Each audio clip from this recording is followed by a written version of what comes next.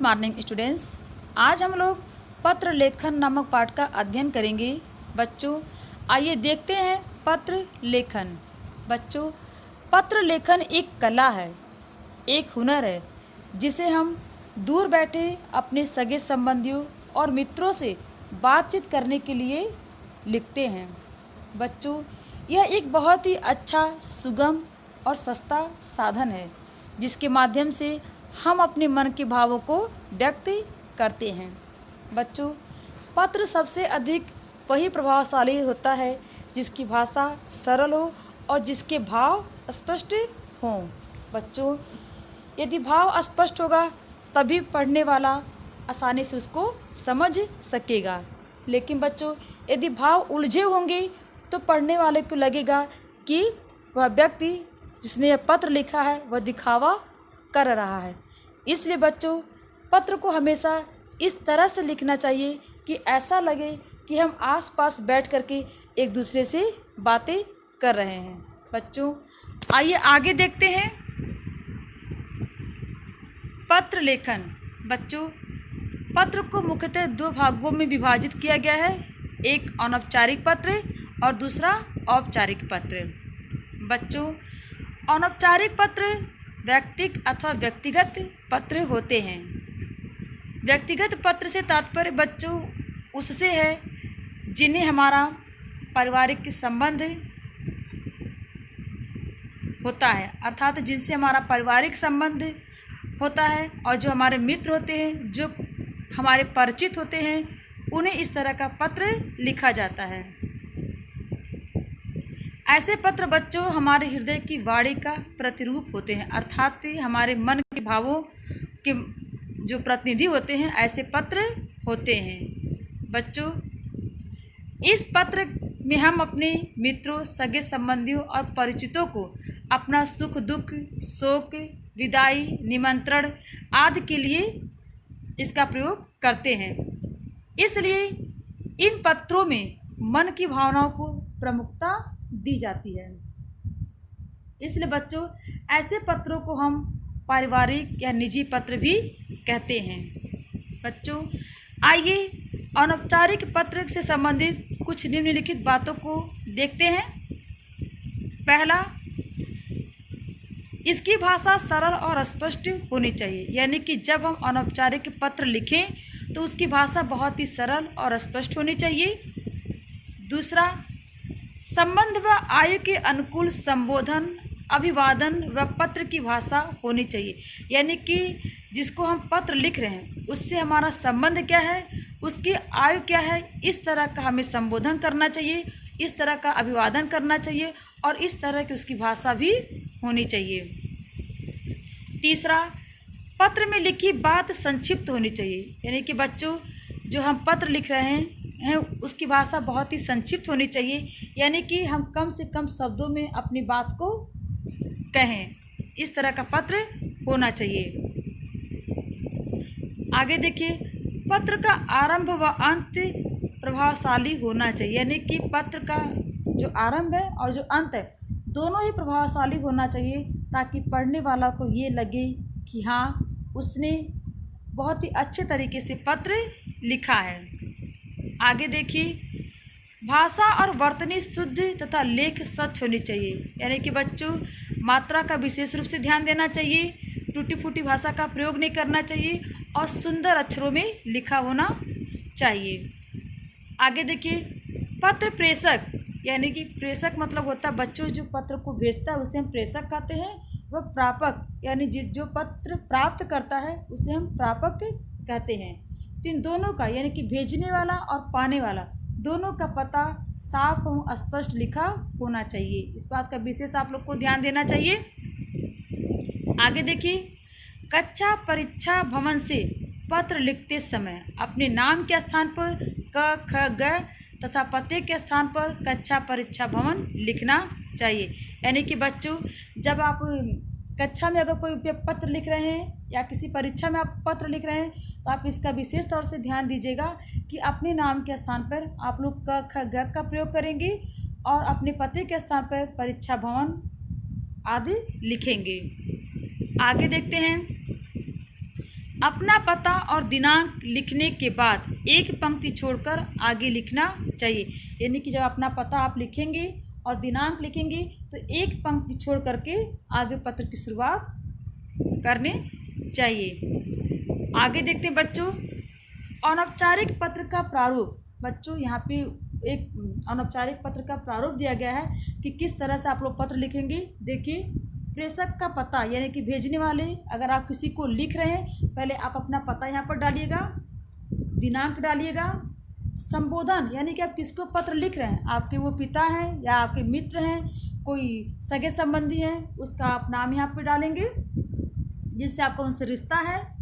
और उसी से संबंधित यहाँ पे अभिवादन करेंगे, या तो चरण स्पर्श लिखेंगे, नमस्कार लिखेंगे, जो भी आप उस उम्र के अनुसार जिसको लिख रहे हैं उसके अनुसार से आप लिखेंगे। पहले अनुच्छेद में बच्चों कुशल क्षेम पूछेंगे, यानी उनकी कुशलता का बारे में पता पूछेंगे।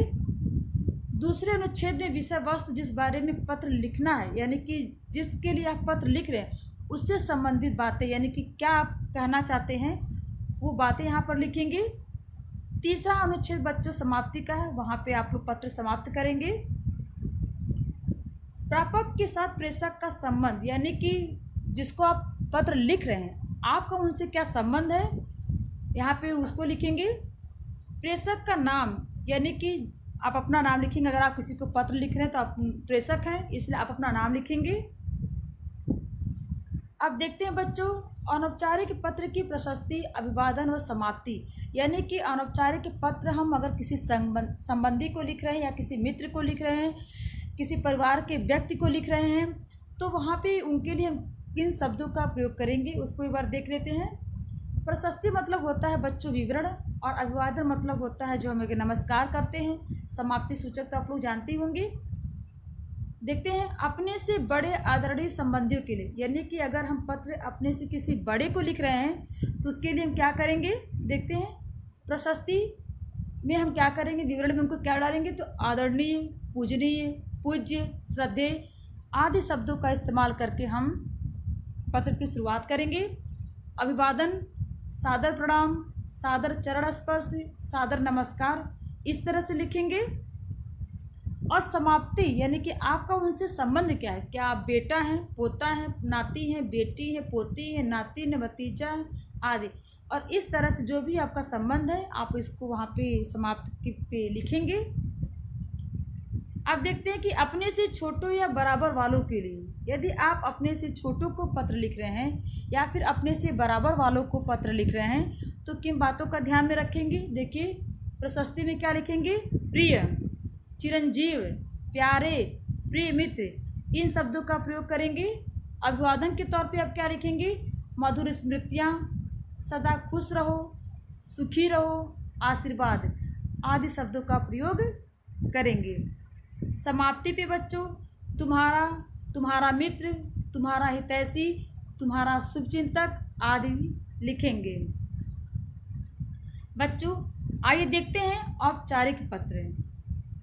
औपचारिक पत्र बच्चे प्रधानाचार्य, पदाधिकारियों, व्यापारियों, ग्राहकों, पुस्तक विक्रेता, संपादक आदि को लिखे जाते हैं और इस तरह के पत्र को हम कहते हैं औपचारिक पत्र। बच्चों औपचारिक पत्रों को निम्नलिखित वर्गों में विभाजित किया जा सकता है, यानी कि यहाँ पे औपचारिक पत्र के कितने वर्ग होते हैं, उससे कितने भेद किए गए हैं यहाँ पे देख लेते हैं। पहला है प्रार्थना पत्र। प्रार्थना पत्र आवेदन पत्र एक है जिसके अंतर्गत हम लोग अवकाश सुधार आवेदन के लिए करते हैं, वो वाली पत्र होगी प्रार्थना पत्र के अंतर्गत।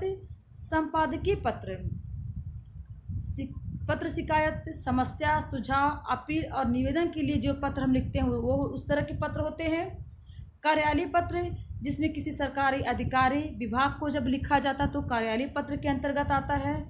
व्यावसायिक पत्र, जब कोई दुकानदार, प्रशासक, व्यापारी, कंपनी आदि को लिखा जाता तो ऐसे पत्र को हम व्यावसायिक पत्र कहते हैं। बच्चों आइए देखते हैं, औपचारिक पत्र लिखते समय निम्नलिखित बातों का ध्यान में रखना चाहिए। तो किन किन बातों को ध्यान में रखना चाहिए देखते हैं। औपचारिक पत्र नियमों में बंधे हुए होते हैं, यानी कि औपचारिक पत्र के कुछ नियम होते हैं जिसमें बंध करके हमको पत्र लिखना होता है। दूसरा,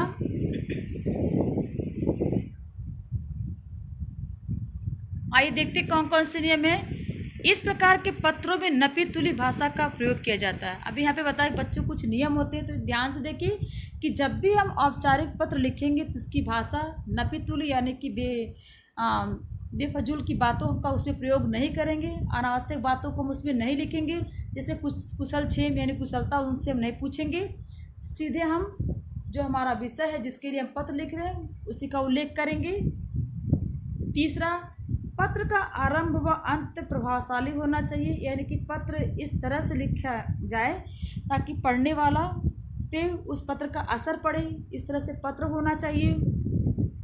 चौथा, पत्र की भाषा सरल, लेख स्पष्ट व सुंदर होना चाहिए, यानी कि पत्र की भाषा बहुत ही सरल, ताकि हर वर्ग यानी कि जिसको हम लिख रहे हैं वो आसानी से समझ सके, जिस वर्ग को हम पत्र लिख रहे हैं वो आसानी से उसको समझ सके।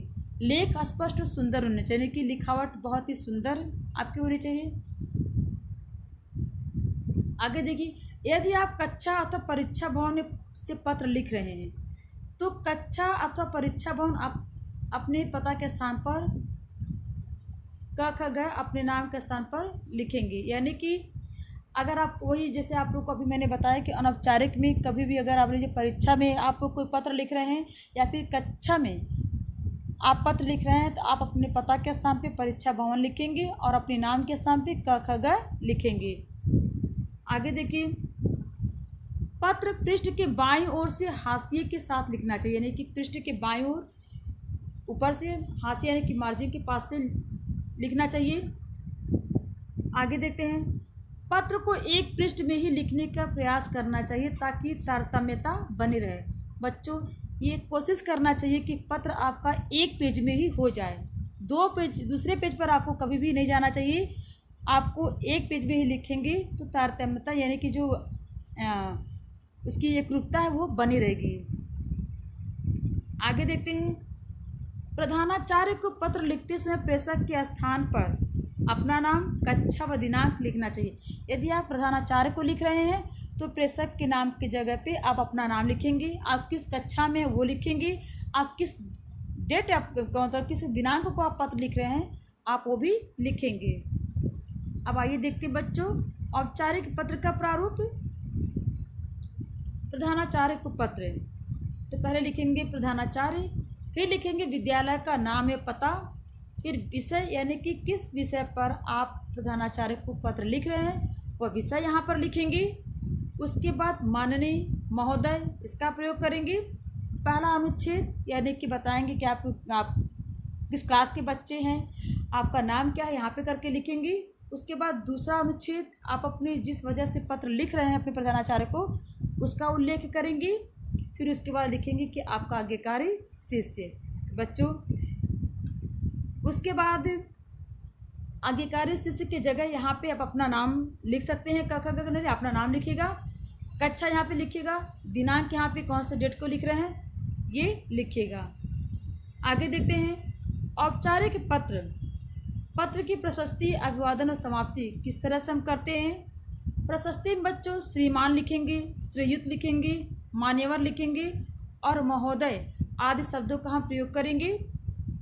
अभिवादन, औपचारिक पत्रों में अभिवादन नहीं लिखा जाता, यानी कि औपचारिक अगर पत्र आप लिख रहे हैं तो किसी को आप अभिवादन नहीं करेंगे, यानी कि चरण स्पर्श, नमस्कार जैसे शब्दों का प्रयोग आप नहीं करेंगे। समाप्ति पर आपका आज्ञाकारी शिष्य, आज्ञाकारिणी शिष्या, भवदी, भवदिया, निवेदक या निवेदिका, शुभचिंतक, प्रार्थी आदि शब्दों का प्रयोग कर सकते हैं। बच्चों आपका ये लेसन समाप्त हुआ। आपको मैं कुछ पत्र दे दूंगी लिखने के लिए, आप लोग अपनी कॉपी में लिख लीजिएगा, जो मैं आप लोग को ऑनलाइन दे दूंगी। आज के लिए इतना ही, धन्यवाद।